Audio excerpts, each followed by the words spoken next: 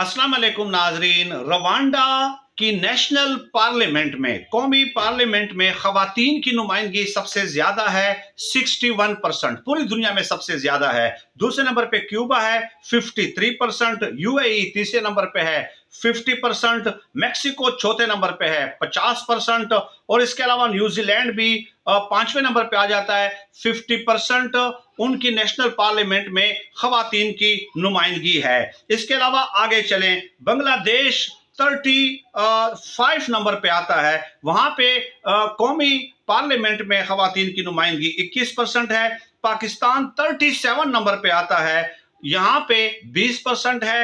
India 43वें number पे आता है, वहां पे नेशनल पार्लियामेंट में खवातीन की नुमाइंदगी 15% है। यूके 23 नंबर पे है, 35%, और यूएसए 26वें नंबर पे है, 29%।